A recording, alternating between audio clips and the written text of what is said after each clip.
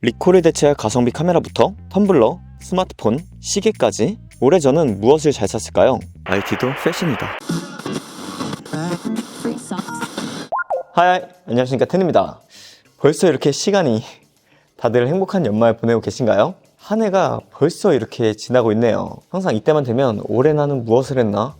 내년에 더 열심히 살아야겠다, 이런 생각을 하곤 하는데요. 그런데 저는 연말을 그렇게 좋아하지는 않습니다.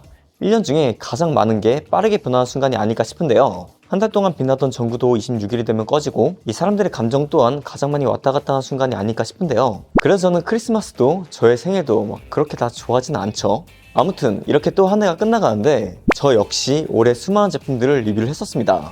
그중 아직까지도 잘 사용을 하며 주변에 추천하는 제품들이 있는 반면 아쉬움이 많이 남는 제품들도 있죠. 오늘은 그 중에서 제가 느낀 베스트 10 바로 리뷰를 해보겠습니다. 먼저 후지필름의 XF10입니다. 일단 이 제품은 올해 출시를 한 제품도 아니고 이전에 제가 리뷰를 했던 제품도 아니죠. 그런데 실제로 올해 구매 후에 여행을 다니거나 아니면 일상 사진을 찍는데 아주 용이하게 사용을 했던 제품이기도 한데요. 원래 이번 연도 일본 한 달 살기를 하러 가면서 똑딱이 카메라, 흔히 말하는 렌즈 일체형 소형 카메라를 가지고 가려고 했는데요. 당연히 가장 먼저 생각이 난 건 리코의 GR3였습니다. GR3X도 함께 생각을 했고요. 그런데 뭔가 좀 심술이 나더라고요. 제가 원래 GR3를 사용하긴 했는데 그걸 한 3년 전쯤에 판매를 했거든요. 그런데 뭔가 지금 다시 사려고 보니까 가격이 더 비싸진 것 같은 거예요. 그래서 사기 싫은 그런 심술과 안 써본 거를 써보자 해서 이렇게 후지 쪽으로 눈을 돌렸죠. 후지에서도 대표적인 게 X100V인데 이것도 사실 그렇게 잠시 쓰기엔 좀 비싸고 휴대성도 떨어지는 편이라 패스를 했고요. 그래서 찾은 게 이 XF10이죠. 이 제품은 2018년에 출시를 했고요. 당시에도 60만원이 안 되는 가격에 판매를 했던 것으로 기억을 합니다. 저는 중고로 40만원대에 구매를 했고요. 지금 보니까 30만원대에 많이 있더라고요.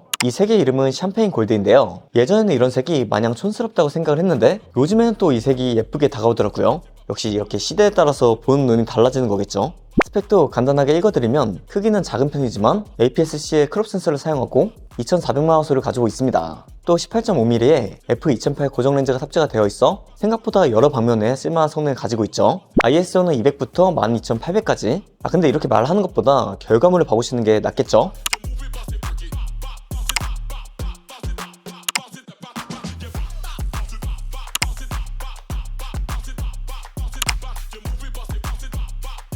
보시면 뭐 생각보다 감성있게 잘 찍히지 않습니까? 후지 하면 또 클래식 크롬 필터를 많이 사용하시는데 이 제품 역시 클래식 크롬을 사용할 수 있기 때문에 이런 색감을 원하시는 분들에게 생각보다 꽤 괜찮은 결과물을 줄 겁니다. 센서의 크기가 크기 때문에 스마트폰과는 확실히 다른 결과물을 보여주거든요. 때문에 리코 GR3나 후지의 X100V의 가격이 문제가 되어 고민이 되신 분들은 이런 제품으로 가볍게 입문을 해보시고, 성능도 좋지만 일단 내가 이런 카메라를 자주 들고 다니며 사용하는지도 중요하기 때문에 카메라를 들고 다니며 찍는 습관, 이런 제품으로 길러보시는 것도 좋으실 것 같네요. 이 제품은 기회가 된다면 조만간 따로 리뷰를 진행해보도록 할게요. 다음 볼 제품은 샥지의 오픈 핏입니다. 이 제품은 오픈형 이어폰이라고 보면 좋은데요. 제가 올해도 이어폰을 여러가지 리뷰했고 거기서 추천드릴 제품은 많죠. 에어팟이나 갤럭시 버즈 많이 사용하시고 소니나 보스 등, 또 가성비로 간다면 거기서 추천해드릴 것도 있고요. 근데 이 제품은 좀 다릅니다. 요즘 다 노캔은 필수라고 하는 시대에 오픈형으로 나왔고 그런데도 인기도 많은 제품이죠. 왜 인기가 많을까요? 제 생각에 그 이유는 생각보다 꽤 좋은 사운드와 착용 편의성, 그리고 나쁘지 않은 통합 품질도 기억에 남는데요. 이 제품은 특히 러닝을 하신 분들이 많이 애용을 하십니다. 뒤에 거는 이 후크 부분도 액상 실리콘으로 설계가 되어서 밀착이 잘 되었고요. 장시간 착용을 해도 불편함이 없었죠. 방수 등급도 IP54 등급, 충전 케이스는 3회까지 완충이 되었습니다. 이 샥즈는 골전도 이어폰도 있지만 개인적으로는 이렇게 귀에 얹어서 작은 스피커처럼 노래를 들려주는 게 더 편하고 좋더라고요. 때문에 이와 같은 오픈형 이어폰을 찾는 분들은 또 좋은 제품이 될 수도 있을 것 같습니다. 저는 올해 많은 이어폰을 리뷰했는데 이게 가장 뻔하지 않더라고요.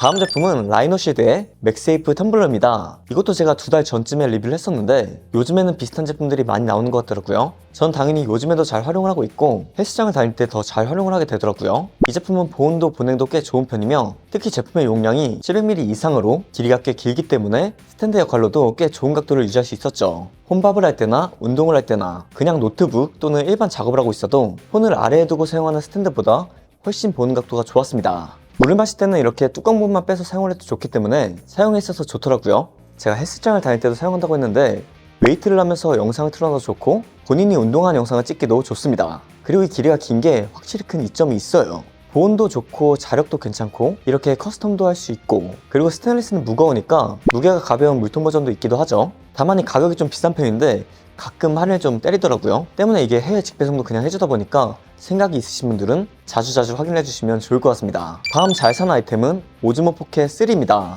이것도 출시가 된 지 그렇게 오래된 제품은 아니지만 이 제품이 출시함으로써 브이로그 캠 시장이 확 바뀌었죠. 제가 얼마 전에 올린 V10과의 비교 영상을 보시면 같은 1인치이지만 이 저조도면에서 정말 완벽한 모습을 보여줬습니다. 사실 이 브이로그 캠은 선택지가 그렇게 많지 않습니다. 조금 고퀄의 동영상을 찍어보겠다 하시는 분들은 크롭 센서의 카메라 또는 더 나아가서 풀프레임 카메라를 사용하시기도 하는데 그건 또 부피와 무게가 너무 있기 때문에 처음에는 그리 추천해드리진 않고요. 그렇기 때문에 보통 소니의 GV1, 캐논의 V10, 고프로, 스마트폰, 그리고 이 오즈모 포켓 정도가 떠오르는 것 같습니다. 제가 이전 V10 리뷰 영상에서 말하긴 했는데 모든 제품이 이 장단점이 있어요. 누군가에게는 휴대성이 중요하고 누군가에게는 화질, 또 누군가는 색감. 그래도 빠르게 하나씩 소거를 해보자면 가장 좋은 건 사실 스마트폰이긴 합니다. 우리가 어차피 항상 필수적으로 들고 다니는 것이기도 하기 때문에 따로 구매를 안 하셔도 되고 성능도 좋죠. 하지만 어쩔 수 없는 작은 크기의 센서와 전면 카메라는 퀄리티가 더 안 좋고 또 촬영 중에는 이 폰을 사용하지 못한다는 점, 이런 점 때문에 일단 시작은 스마트폰을 하시는 게 좋지만 결국 카메라가 나누는 게 좋긴 하더라고요. 소니 GV1 같은 경우에는 물론 좋긴 좋습니다. 이번에 마크2를 또 사용해보니까 정말 좋더라고요. 그런데 이 역시 이 손떨림 방지의 아쉬움과 작은 크기긴 하지만 어쩔 수 없이 이 삼각대를 사용하면 거치 시에 부피가 커진다는 점, 생각보다 브이로그는 하고 싶은데 찍을 때 사람들이 안 쳐다봤으면 좋겠다고 생각하시는 분들이 많거든요. 때문에 이런 생각을 하시는 분들에게는 살짝 아쉬울 수도 있습니다. 그래서 저는 V10으로 갔는데 이 역시 아쉬운 손떨방과 발열, 그리고 정말 여러모로 아쉬운 성능들, 하지만 뭐 색감은 좋긴 합니다. 때문에 이 오즈모 포켓 3가 모든 면에서 뭐 최고야 뭐 이렇게 말할 순 없지만 당장 브이로그 캠 하나를 구매하신다고 했을 때 현재 가장 추천드릴 수 있는 카메라는 오즈모 포켓 3가 맞는 것 같더라고요. 이 역시 아쉬운 점이 없는 건 아니지만 그건 제가 이전 리뷰에 설명을 해두었으니까 참고해주시면 될 것 같네요. 아무튼 저는 충분히 만족한다, 뭐 사람들이 만족하는 이유가 있지 않겠습니까? 다음은 에이다 통화 녹음입니다.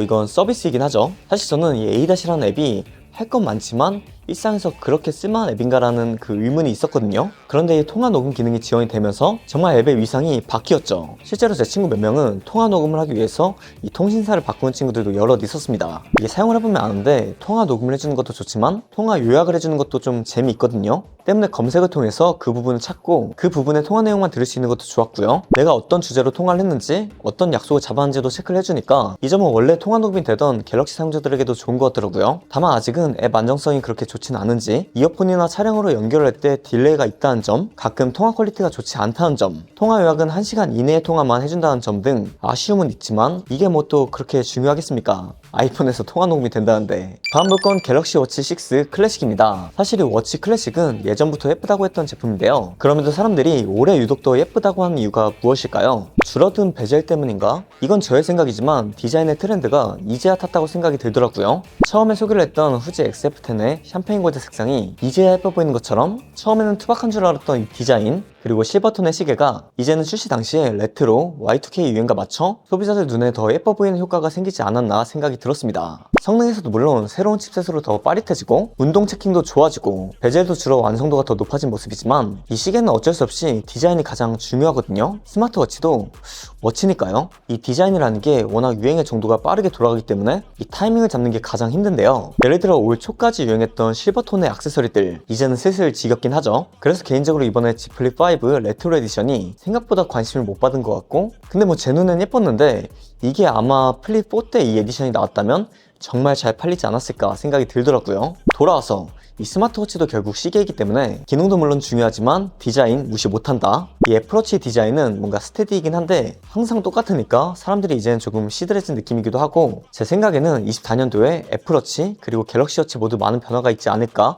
예상이 되기 때문에 개인적으로는 두 제품 다 기대를 하고 있죠. 디자인을 많이 말했지만 이건 본인 취향이 가장 중요하기 때문에 개인적으로 갤럭시 워치 클래식이 예뻐서 좋았다 라고 하겠습니다. 다음은 메타퀘스트 3입니다. 이제는 VR, MR 시대가 정말 얼마 남지 않은 것 같은데요. 날마다 발전하는 AI를 보면 정말 놀랍기만 하죠. 당장 5년 뒤, 10년 뒤가 너무도 궁금해지는 세상인데요. 근데 이 MR 시장도 이 제품으로 인해 조금 더 가까워졌다고 생각을 합니다. 이전 세대에서의 아쉬운 점을 많이 개선하고 나와서 생각보다 훨씬 더 좋은 제품을 출시를 했다고 생각이 들더라고요. 4.2K가 구현된 팬케이크 렌즈를 탑재해서 더 선명하게 화면을 볼 수 있고요. 부피가 전작보다 40%가량 얇아진 것도 좋고, 믹스드 리얼리티라고 불리는 MR, 생각보다 몰입감이 있었습니다. 아무래도 이 제품이 비싼 편이긴 하지만 그렇다고 또 엄청 고가의 제품은 아니기 때문에 카메라 사양이 그리 좋지는 못해서 노이즈가 보이지만 이 정도면 또 충분히 사용만 했다, 때문에 보다 이 MR 콘텐츠가 많아지면 좋을 것 같고요. 참, 이 뎁스 센서가 들어가서 물체를 인식하는 것도 신기했습니다. 이런 제품은 지금 사실 VR 게임을 주로 하시는 분들이 아니라면 아직까지도 크게 사용할 일은 없을 텐데요. 근데 뭔가 곧 출시할 애플 비전 프로를 필두로 다양한 생산성 프로그램들도 생길 것 같고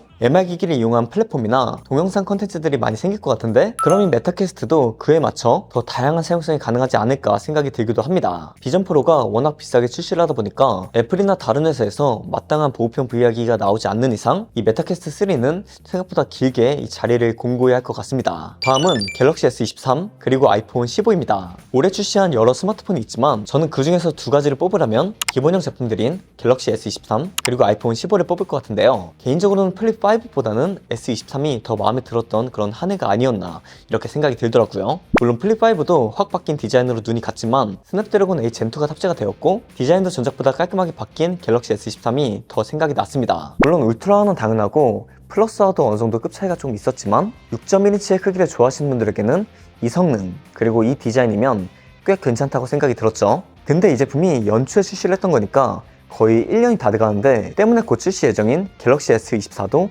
기대를 했죠. 그런데 울트라는 다른 칩셋이 들어간다는 말, 엑시노스가 들어간다는 말이 있죠. 물론 까봐야 합니다. 왜냐하면 이번에 출시한 S23 FE가 생각보다 꽤 괜찮았거든요. 그래서 일단 까고 봐야 할 것 같으니까 이것도 1월에 제 채널을 통해서 확인해 주시면 좋을 것 같습니다. 아이폰 15도 이번에 색들이 너무 잘 빠졌고 제가 정말 많이 추천했었는데요. 그 이유가 역시 다이나믹 아일랜드 탑재 그리고 48메가픽셀 카메라 탑재로 프로와의 급 차이를 소폭 줄였고, 물론 60Hz의 주사율이나 AOD 등 아직 급 차이가 좀 나지만 사실 이 주사율만 90Hz 정도만 된다면 프로로 갈 이유가 많이 사라지거든요. 때문에 그를 제외한다면 정말 잘 나온 제품이다 라고 생각이 들고요. 사실 한국인은 프로를 많이 구매하시는데 저는 이번 시리즈만큼은 주변에 일반 15를 많이 추천한 것 같습니다. 주변에 구매한 친구들은 다 만족도가 높다고 하더라고요. 다음 제품은 베이서스 케이블과 앵커 737 파워뱅크 보조 배터리입니다. 이 두 개가 올해 가장 자주 들고 다닌 보조 배터리 세트인데요. 이 또한 전에 잠깐 말한 적이 있는데 저는 노트북을 항상 챙기고 다니기 때문에 노트북을 충전할 수 있는 보조 배터리 셋업이 필요합니다.